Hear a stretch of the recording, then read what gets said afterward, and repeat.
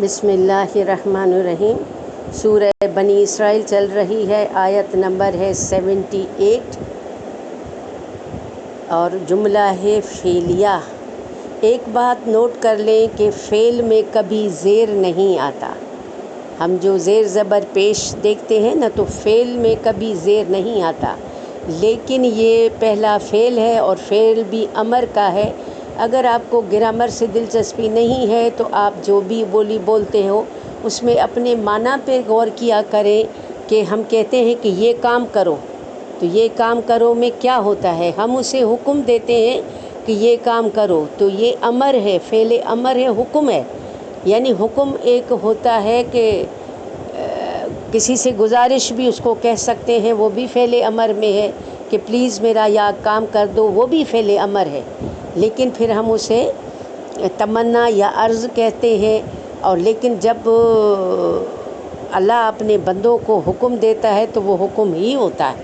اللہ اور اس کا رسول جب ہمیں کو فعل امر کہتے ہیں تو وہ حکم ہے۔ جب ہم اللہ کو کچھ عرض کرتے ہیں، اللہ سے کچھ کہتے ہیں، تو وہ ہم عرض کرتے ہیں۔ اور فعل ہمیشہ زیر میں نہیں آتا، اور فعل امر ہمیشہ جزم میں آتا ہے، یعنی آخری حصہ اس کا مجزوم ہوتا ہے، یعنی ساکن ہوتا ہے۔ اس میم پر جو آپ زیر دیکھ رہے ہو، یہ میم کی زیر جو ہے میم کو الصلاۃ سے ملانے کے لیے آئی ہے، ورنہ یہ مجزوم ہے۔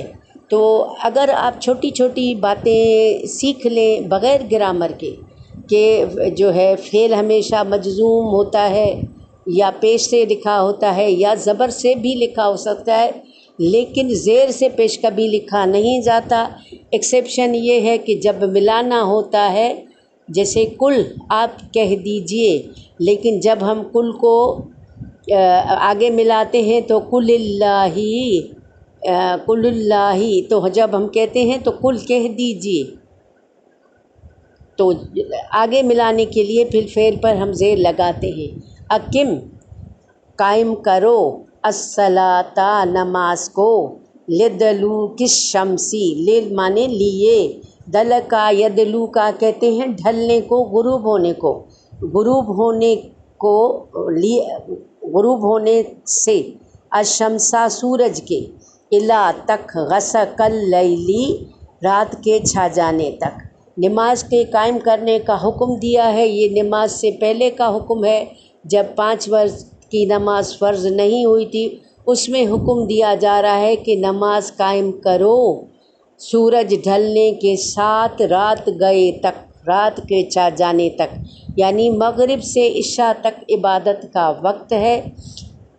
وَقُرْآنَ الْفَجْرِ، واو دوسرا ہے، عطف ہے، دوسرا جملہ ہے، اور قرآن الفجر، اور پڑھو قرآن کو فجر کے ٹائم میں، یعنی زیادہ جب قرآن کی تلاوت کرنی ہے تو فجر کے ٹائم پڑھو۔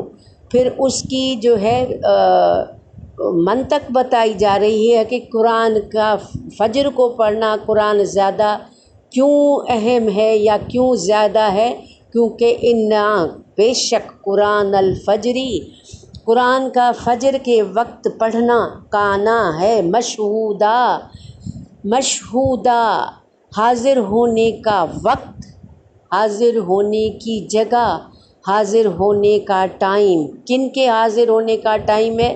کیونکہ فجر کے وقت رات کے ملائکہ اور صبح کے ملائکہ دونوں اکٹھے ہوتے ہیں۔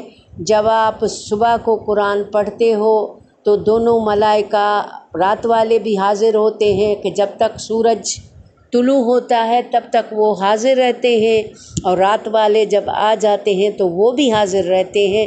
اور جب ان کے موجودگی میں آپ قرآن پڑھو گے تو اللہ کے پاس جب وہ فرشتے جاتے ہیں تو اللہ تو دیکھ رہا ہے، سمیع علیم ہے، لیکن وہ اپنے بندوں کے بارے میں فخر سے پوچھے گا کہ دیکھو فرشتوں، جب تم میرے بندے کے پاس گئے تو تم نے اس میرے بندوں کو کیسا پایا؟ اللہ خوشی کا اظہار کرتا ہے کہ اللہ نے کہا تھا انی جاعل فی الارض خلیفہ، تو فرشتوں نے کہا تھا کہ ہم تو شاید نحن نسبح بحمدک ونقدس لک، ہم تو عبادت کرتے ہیں، تیری تعریف بیان کرتے ہیں، وہ تو یسفک الدماء وہ اپنا خون بہائے گا، ناشکری کرے گا، تو اللہ نے کہا ایسا نہیں ہے، میرے بندے کچھ ایسے بھی ہوں گے جو رات دن مجھے پکارتے ہوں گے۔